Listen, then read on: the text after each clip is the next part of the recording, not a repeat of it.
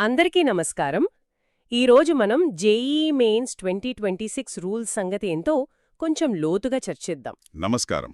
మన దగ్గర ఎన్టీఏ ఇచ్చిన అధికారిక గైడ్లైన్స్ ఉన్నాయి.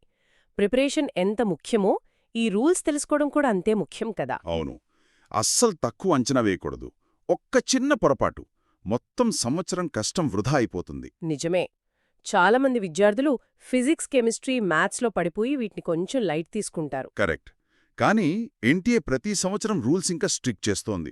సో మనం మాట్లాడబోయే ప్రతి పాయింట్ చాలా కీలకం. సరే, అయితే బేసిక్స్తో మొదలు పెడదామా? అసలు ఈ పరీక్ష ఏంటి, ఎవరు పెడతారు? తప్పకుండా. ఈ పరీక్షను నేషనల్ టెస్టింగ్ ఏజెన్సీ అంటే ఎన్టీఏ నిర్వహిస్తుంది. ఎన్టీఏయా? అవును, ఇది సంవత్సరానికి 2 సార్లు జరుగుతుంది. జాన్యువరి ఇంకా ఏప్రిల్లోనా? కరెక్ట్. జనవరి సెషన్, ఏప్రిల్ సెషన్. ఇది పూర్తిగా కంప్యూటర్ బేస్డ్ టెస్ట్, అంటే సిబిటి. ఓకే, అంతా ఆన్లైన్లోనే? అంతా ఆన్లైన్లోనే. ఇంకో మంచి విషయం ఏంటంటే తెలుగుతో సహా మొత్తం 13 భాషల్లో రాసుకోవచ్చు. ఆ, ఇది చాలా మందికి, ముఖ్యంగా గ్రామీణ ప్రాంతాల విద్యార్థులకు పెద్ద హెల్ప్ కదా. ఖచ్చితంగా. ఇది సమాన అవకాశాలు కల్పించడంలో ఒక పెద్ద ముందడుగు.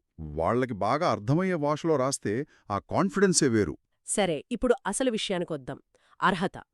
ఎవరు రాయొచ్చు ఈ పరీక్ష? వయసు పరిమితి ఏమైనా ఉందా? ఇక్కడే ఒక ఇంట్రెస్టింగ్ విషయం ఉంది.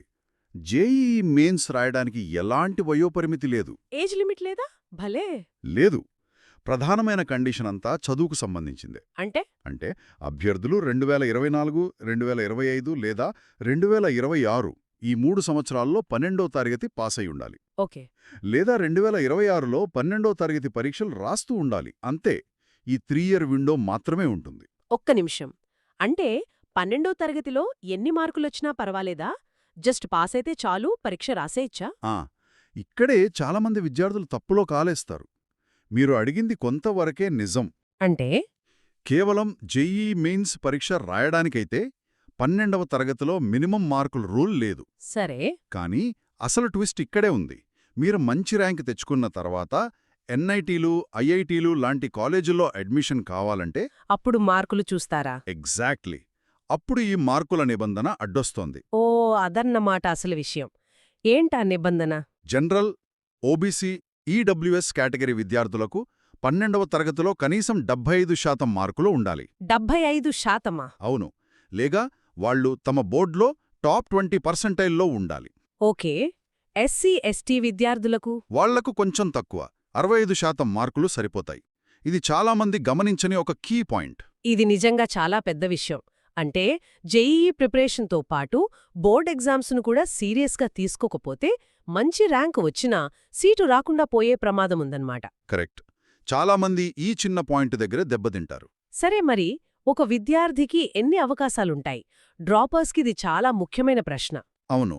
ఈ విషయంలో ఎన్టీఏ మంచి వెసులుబాటిచ్చింది. ఒక విద్యార్థి వరుసగా 3 సంవత్సరాలు పరీక్ష రాయొచ్చు. 3 సంవత్సరాలా? అవును. ప్రతి ఏడాది 2 సెషన్లుంటాయి కాబట్టి మొత్తం మీద ఒక విద్యార్థికి గరిష్టంగా 6 ప్రయత్నాలు లభిస్తాయి. 6?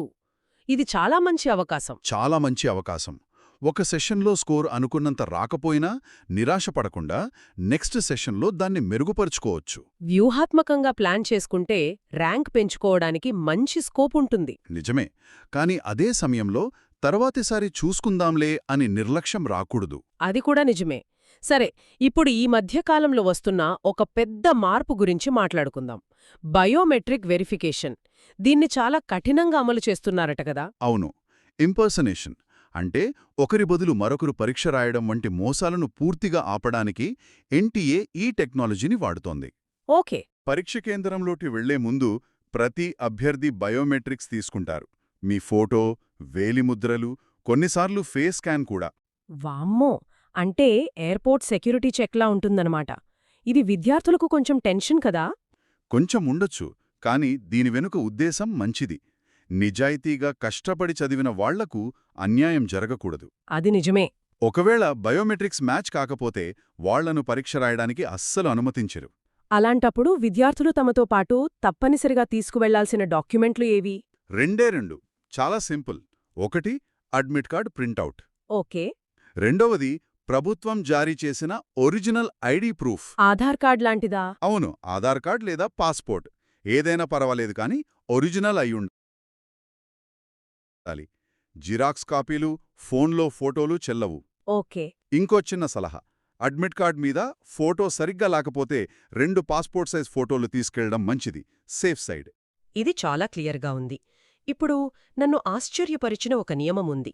క్యాల్క్యులేటర్ వాడకంపై నిషేధం. అవును, ఈ విషయంలో ఎన్టీఏ చాలా ఖరాఖండిగా ఉంది. జేఈఈ మెయిన్స్ పరీక్షలో ఎలాంటి క్యాల్క్యులేటర్కు అనుమతి లేదు. ఒక్క నిమిషం. మామూలు క్యాల్కులేటర్ కాదు, కొన్ని ఆన్లైన్ ఎగ్జామ్స్లో కంప్యూటర్ స్క్రీన్ మీద వర్చువల్ క్యాల్కులేటర్ ఇస్తారు కదా, అది ఉండదు. కనీసం అదైనా ఉండదా? ఇది మరీ కఠినంగా అనిపించడం లేదా? ఇంజనీరింగ్ పరీక్షలో వేగంగా లెక్కలు చేయడం కూడా పరీక్షిస్తున్నారా? మీరడిగింది చాలా మంచి ప్రశ్న. ఆన్ స్క్రీన్ వర్చువల్ క్యాల్కులేటర్ కూడా ఉండదు. దీని వెనుక ఒక కారణముంది. అదేంటి? జేఈఈ పరీక్ష అనేది కేవలం ఫార్ములాలు తెలిస్తే సరిపోయేది కాదు. అది మీ అనలిటికల్ స్కిల్స్తో పాటు ప్రాబ్లమ్ సాల్వింగ్ స్పీడ్ను కూడా పరీక్షిస్తుంది. క్యాలిక్యులేటర్పై ఆధారపడకుండా సొంతంగా, వేగంగా లెక్కలు చేయగల సామర్థ్యం కూడా వాళ్ళొక స్కిల్గా చూస్తున్నారు. అంటే ఇది కూడా ప్రిపరేషన్ స్ట్రాటజీలో ఒక భాగం కావాలన్నమాట. ఆసక్తికరంగా ఉంది. సరే, ఇప్పుడు సిలబస్ సంగతేంటి? 2026 కోసం ఏమైనా మార్పులున్నాయా? ఇప్పటివరకు అయితే 2026 సిలబస్లో ఎలాంటి మార్పులున్నట్లు అధికారిక ప్రకటన లేదు. ఓకే. సో పాత సిలబసే ఫాలో అవ్వచ్చు. ప్రస్తుతానికి అవ్వొచ్చు. అయితే నాదొక్క ముఖ్యమైన సలహా, ఎప్పుడూ ఎన్టీఏ అధికారిక వెబ్సైట్ను మాత్రమే నమ్మండి. అవును, అథెంటిక్ సోర్స్ అదే కదా. కరెక్ట్. కోచింగ్ సెంటర్లు, ఇతర వెబ్సైట్ల మీద ఆధారపడొద్దు. సిలబస్ పీడిఎఫ్ను నేరుగా ఎన్టీఏ సైట్ నుంచే డౌన్లోడ్ చేసుకోండి. ఏ చిన్న మార్పొచ్చినా మొదట అక్కడే తెలుస్తుంది. ఇది చాలా ప్రాక్టికల్ సలహా. ఇక మనం చివరి, అత్యంత ముఖ్యమైన భాగానికి వచ్చాం. పరీక్ష రోజు. ఆ రోజు పరీక్ష హాల్లోకి వేటినసలు తీసుకువెళ్ళకూడదు? ఆ లిస్టు చాలా పెద్దది, చాలా కఠినమైనది కూడా. మొబైల్ ఫోన్, స్మార్ట్ వాచ్, ఏ రకమైన ఎలక్ట్రానిక్ గ్యాడ్జెట్ అయినా సరే పూర్తిగా నిషేధం. ఓకే. అంతేకాదు, మీ పర్స్, బ్యాగ్, నోట్స్, పుస్తకాలు, కనీసం చిత్తు కాగితాలు కూడా తీసుకువెళ్లకూడదు. సాధారణ వాచ్ కూడానా? సాధారణ వాచ్లు కూడా అనుమతించరు.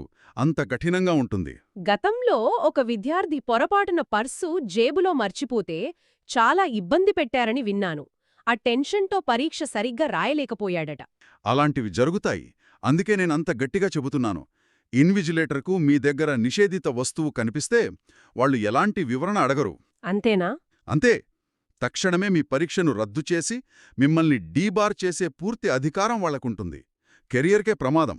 అయితే ఒక్క మాటలో చెప్పండి, ఒక విద్యార్థి తమతో పాటు పరీక్ష హాల్ లోపలికి తీసుకువెళ్లాల్సింది ఏమిటి? 2 వస్తువులు.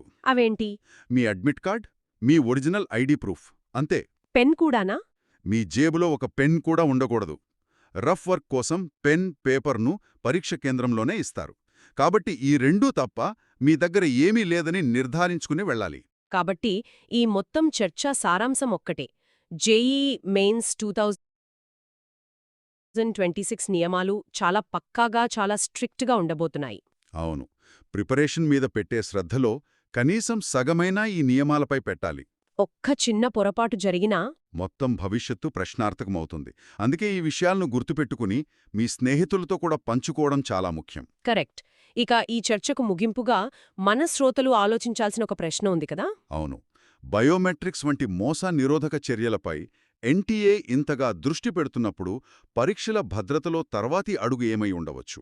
అంటే టెక్నాలజీని ఇంకా ఎలా వాడొచ్చు అంటారు? అదే. భవిష్యత్తులో ఆర్టిఫిషియల్ ఇంటెలిజెన్స్ ఏఐ కెమెరాల ద్వారా ప్రతి అభ్యర్థి కదలికలను, హావభావాలను పర్యవేక్షించి అనుమానాస్పద ప్రవర్తనను గుర్తించే స్థాయికి వెళ్లే అవకాశముందా? ఇది భద్రతను పెంచొచ్చు, కానీ విద్యార్థుల గోప్యతకు సంబంధించిన సరికొత్త ప్రశ్నలను లేవనెత్తుతుంది. దీని గురించి ఆలోచించండి.